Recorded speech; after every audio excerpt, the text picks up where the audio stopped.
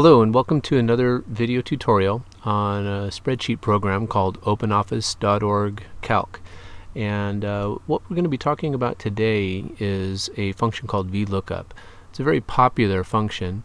If you have a lot of data that you need to pull an extra piece of data from, then using this Vlookup function is very, very popular.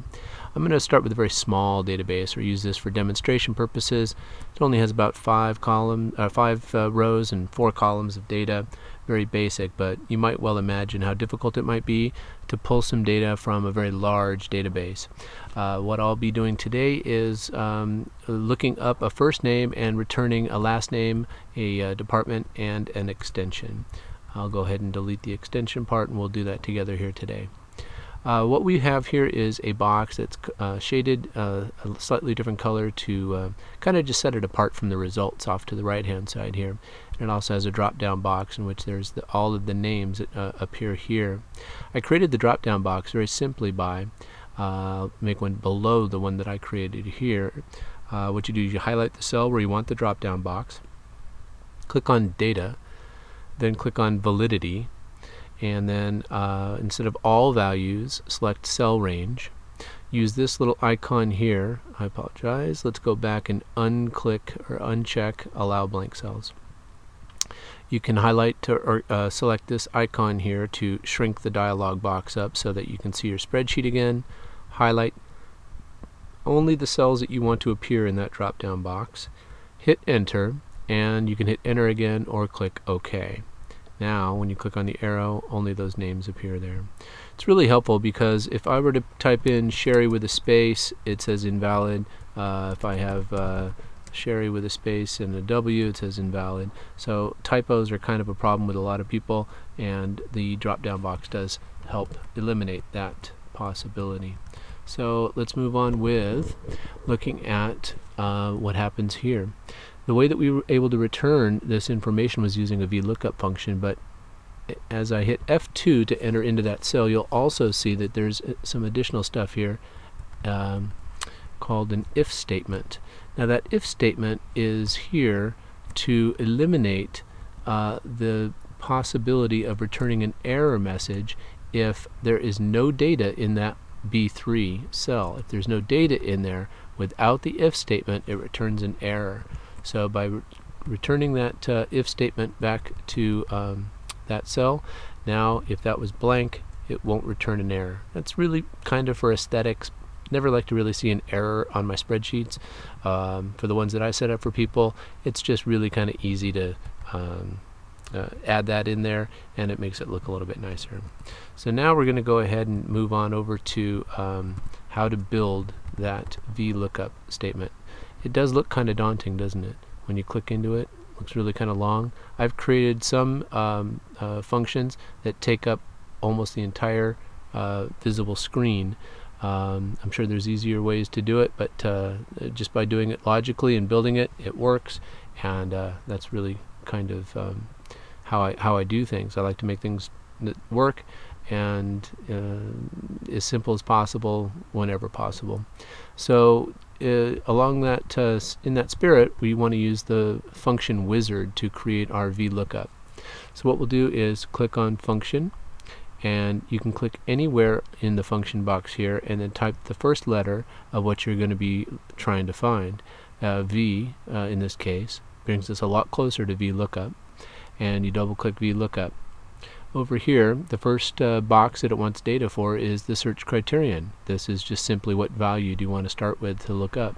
We want to start with this value here. So I highlight that cell and press enter.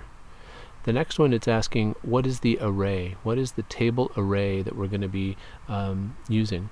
So what I'm going to do is, again, click this icon off to the right hand side of the box, and that shrinks up the box so that we're able to choose the array, which is the entire database, all the rows and all the columns in which that data will appear. Let's go ahead and hit enter, and now it's asking for an index. Index is nothing more than what column do you want to return the data for. So if we're looking up Sherry and we want the extension, what column do we want? 1, 2, 3. We want the 4th column. So instead of E7, I'm going to put 4. There we go, and press enter. Now under sort order, you'll see up in here it says if the value is true or not given, the search column of the array must be sorted in ascending order. I can never be assured that the data that companies will use will be sorted in ascending order. All the spreadsheets I set them up to begin with, but then so many hands get involved and so many people are changing it and doing different things that you set it up one way and it might change over time. So I'll always put the word false in here, and that will assure me that it will always be exactly correct. So then we just say next. Oh, I apologize. We go OK. Alright, so I apologize again. I didn't do that correctly. And so I shouldn't have done next. I should have done OK. So that's the result that would come back if you would have done not what I did. The extension, of course, is 100 for Sherry. The next name is Greg, and it pulls out 101. Next one is me or Chris. There's 102. There's Ellie, and then there's Granny. All right. So now, and you can see that it works for production, 104, fry, and all the different things work all along the way. But if this were blank, we're going to be getting that error message. So really quickly, let me just go ahead and help you build the if statement.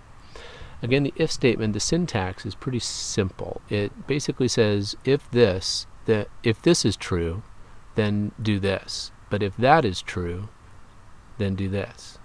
Well, actually that's incorrect. The if statement says if this is true, then do this. If not, then do this. So it's an if. It's a binary state, yes, no, and that type of thing. How are you going to be able to combine the two? It looks kind of daunting, especially with all of the parentheses and the semicolons and stuff like that. So we're going to go ahead and use the function wizard again. But to combine it with the Vlookup, we want to select the Vlookup. Now the equal sign is unnecessary in this example, and in many examples when you're concatenating or when you're combining functions. So just take the Vlookup and all the data past the equal sign. So I'm going to copy that and now clear that data out entirely, so now there's nothing in that cell. Click on your function button, click here and type I for if. There's if, very first one, if statement, the test. Okay, what is the test? We're going to say if B3 is blank, and you'll just have to kind of learn that B3 equals nothing.